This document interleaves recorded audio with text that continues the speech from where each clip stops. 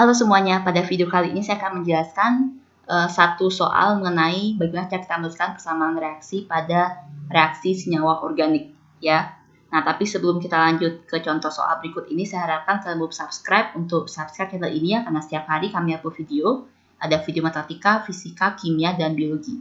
Ya, bagi kalian yang belum menyalakan notification-nya, kalian bisa menyalakannya ya, karena kami mengupload video setiap hari dan kami tidak mau kalian ketinggalan video terbaru kami, ya. Nah, jadi pada video ini saya sudah sebelumnya saya sudah menjelaskan mengenai jawaban untuk yang A sama yang B. Jadi bagi kalian yang belum mengecek jawaban untuk yang A dan B, kalian bisa lihat di video saya sebelumnya, ya. Nah, sekarang saya akan menjelaskan tentang jawaban C dan D, ya. Jadi tuliskan persamaan reaksi berikut. Yang C, propanal direaksikan dengan HCN, ya. Jadi seperti video saya sebelumnya, ya, jadi kalau kalian ingin menuliskan persamaan reaksi pada senyawa organik, kalian harus tahu bagaimana cara menggambarkan strukturnya, ya. Nah, karena struktur itu sangat penting, jadi kalian bisa tahu nanti produknya seperti apa, gitu. Kalau kalian tidak bisa mengetahui strukturnya, maka kalian akan sulit menentukan produk dari reaksi tersebut itu seperti apa, ya. Jadi kalau propanal, ya, propanal itu berarti dia C-nya ada 3 dan dia al kan belakangnya, berarti dia termasuk golongan aldehid, ya. Jadi dia C-nya ada 3, CH3, CH2, terus dia ada COH, ya, karena kan aldehid, ya. Kalian harus ingat juga, ya, kalau misalnya fungsinya alkohol apa, ester apa, aldehid apa, gitu ya. Jadi kalian bisa menggambarkannya dengan bagus, ya. Jadi ini propanal kan aldehid, berarti COH, gitu ya. Saya sarankan kalian untuk membuka dulu strukturnya, ya. Jadi kalian jangan menuliskan CHO gitu langsung. Jadi kalian jangan menuliskan CH3, CH2, CHO gitu ya. Kalian membuka dulu strukturnya. Nanti kalau kalian sudah mendapatkan produknya, baru kalian menutup kembali strukturnya seperti ini, ya. Supaya kalian tidak bingung nanti kenapa bisa produknya menjadi seperti itu gitu. Jadi saya akan membuka dulu strukturnya dengan baik, ya. Jadi C rangkap 2O terus C tunggal H gitu ya. Ditambah dengan HCN, ya.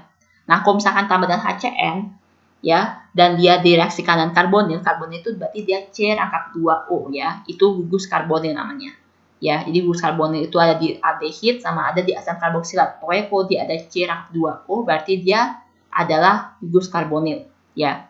Kalian lihat di sini HCN kan dia ada H+ sama CN-, ya. Nah, CN- ini dia kan memiliki muatan negatif kan. Nah, sedangkan pada karbonil, ya, pada karbonil C-nya ini dia parsial positif.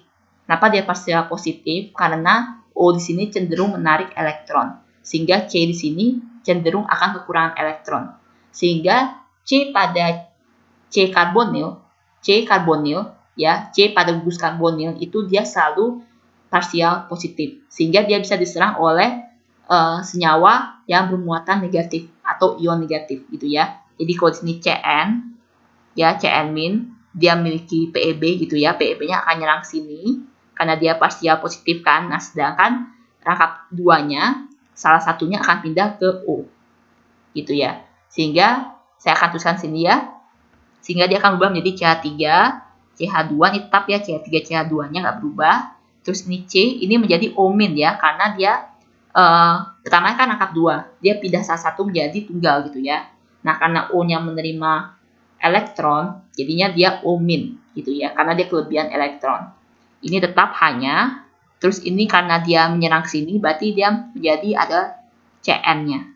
Ya, dia ada gugus Cn, ada gugus cyano gitu ya.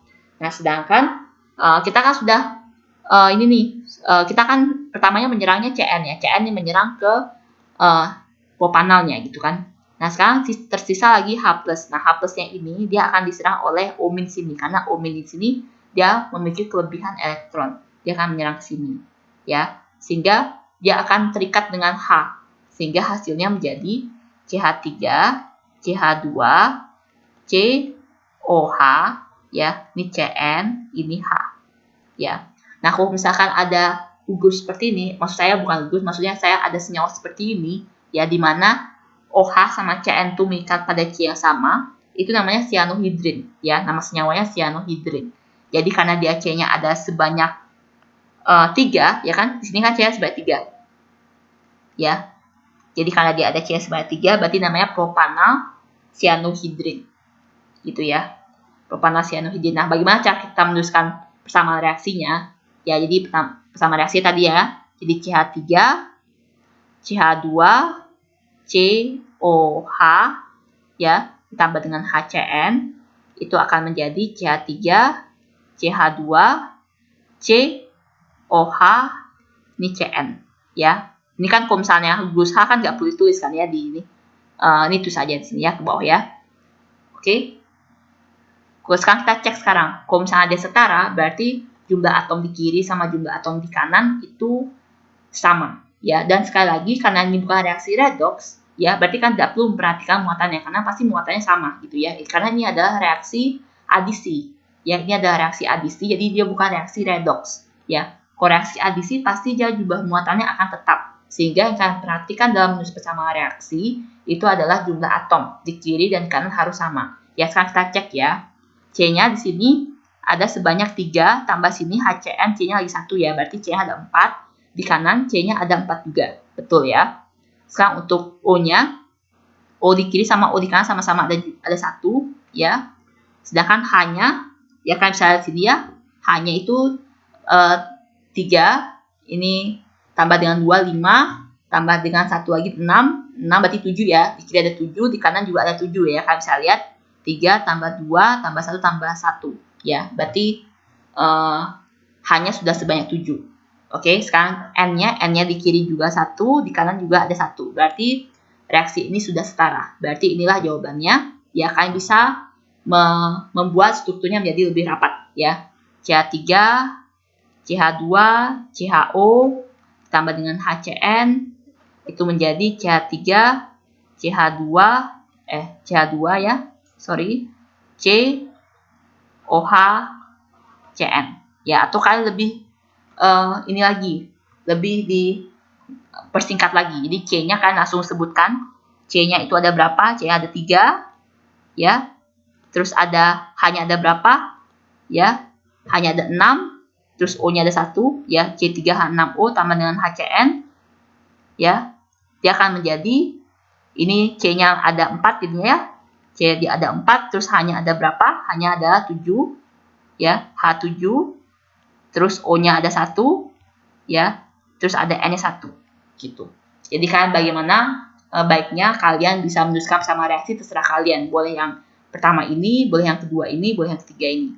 Ya, intinya kalau kalian menuliskan sama reaksi, kalian harus mengecek ya apakah jumlah atom di kiri sama jumlah atom di kanan itu sama, ya. Oke. Nah, sekarang untuk yang D saya akan hapus terlebih dahulu ya. Jadi yang D itu adalah etanol ditambah dengan NaOH. Ya. Nah, ini kebanyakan ya. Dari A, B, C, D ini semuanya itu adalah, bukan semuanya lagi. Ini adalah aldehid ya. Jadi ini adalah khusus untuk reaksi aldehid. Ya. Jadi etanol, kan harus menggambarkan dulu strukturnya seperti apa. Jadi kalau etanol dia adalah CH3 ya. CH3 COH. Gini kan ya. CH3C karena dia kan sama dengan asetaldehid ya. CH3CHO. Ya, sama dengan asetaldehid ditambah dengan NaOH. Nah, kalau misalnya seperti ini ya, dia akan mengalami pembentukan enolat. Jadi kalau misalnya dia enolat, dia akan mengambil H pada posisi alfa ya. Ingat kalau misalkan posisi alfa pada gugus karbonil itu, misalnya kalau ada gugus karbonil ya, ini ada gugus karbonil, ya terus ini ada CH2, terus ini ada CH2, terus ini ada CH3, terus ini misalnya di sini ada CH3 gitu ya, ya, yang namanya adalah H pada posisi alfa itu adalah H pada C yang di sampingnya C karbonil, ya ini kan C karbonil di sini.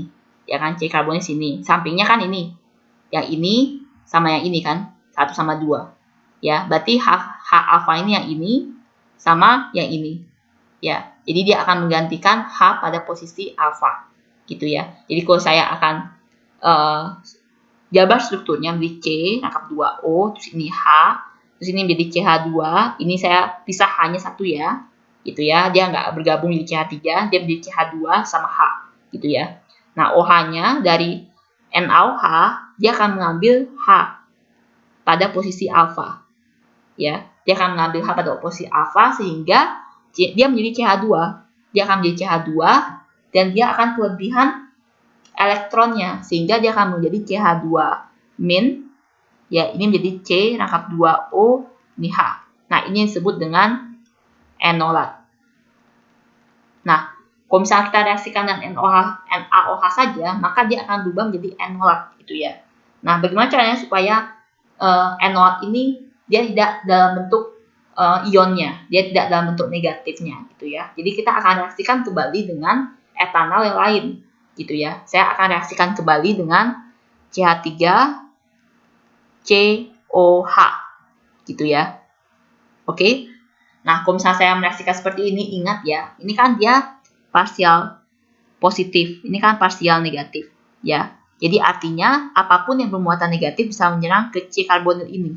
Berarti yang ini karena dia muatan negatif, ini akan menyerang ke sini ya, dan ini akan ikatan rangkap 2-nya pada C rangkap 2O ini akan pindah ke atas sehingga menjadi O- gitu ya. Jadi ini bergabung dia akan bergabung jadi CH3 C, ini O- kan dia kan O- nih. O-, terus ini H-nya tetap ya. Terus ini dia bergabung dia dengan sini jadi CH2 terus C rangkap 2O-nya tetap, terus ini H. Seperti itu. Ya. Nah, oke.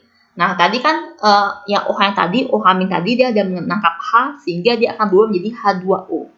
Nah, H2O-nya itu bisa lagi digunakan. H2O-nya bisa lagi digunakan untuk protonasi O- ini. Protonasi itu dia menerima ion positif. Ya, sehingga kalau saya gambarkan H2O, dia akan jadi seperti ini kan. Ya. Nah, sehingga O-nya itu akan bisa mengambil H dari H2O dan ini ikatan O dengan H-nya itu pindah ke O. Jadi O-nya O-, jadi balik lagi dia menjadi OH- gitu ya. Sehingga produknya bisa seperti ini, CH3 terus C ini jadi OH ya. Ini CH2 terus ini C rangkap 2O terus ini H. Gitu ya. Oke, jadi ini adalah produk utamanya. Nah, berarti kalau kita akan menuliskan bersama reaksinya, maka adalah 2 CH3C rangkap 2 OH ya, karena etanolnya perlu 2 ya. Etanolnya perlu 2 ditambah dengan NaOH ya, itu akan menjadi produk ini ditambah dengan Na plus ditambah dengan OH- gitu ya. Jadi kalau saya gambarkan lagi, saya tuliskan lagi bersama reaksinya ya. Saya gambarkan di sini. Maka dia akan menjadi 2 CH3 COH ditambah dengan NaOH, maka dia akan menjadi CH3 COH CH2 C rangkap 2OH ditambah dengan Na-nya karena kan Na-nya tidak bereaksi ya, jadi ditambah dengan Na plus ditambah dengan tadi kan OH-nya menjadi balik lagi ya. Dia H2O-nya pertama kan dia bentuk H2O terus dia kan diambil H-nya, jadi OH-nya balik lagi ditambah dengan OH-. Ya, sekarang kalian cek jumlahnya ya, di kiri maupun di kanan jumlah atomnya harus sama ya kan, harus cek, dan saya sudah mengeceknya dan ini sudah setara ya, jadi ini persamaan reaksinya. Nah, oke. Jadi kalau kalian mau mempersempit lagi, jadi kalau kalian tidak menggambarkan lagi rangkap 2-nya, jadi misalnya seperti ini CH3 CHO gitu ya, itu tidak masalah, yang penting persamaan reaksi kalian sudah benar ya. Oke. Sekian saja pembahasan saya untuk soal ini. Mudah-mudahan kalian bisa mengerti ya. Kalau kalian ada yang kurang mengerti atau ada yang ingin tanyakan, kalian bisa komen di kolom komentar. Kalau kalian punya pertanyaan atau ada tugas atau ada PR yang kalian tidak mengerti sama sekali dan kalian ingin supaya kalian membuatkan videonya, kalian bisa kirim soalnya ke email Tetera di description. Terima kasih.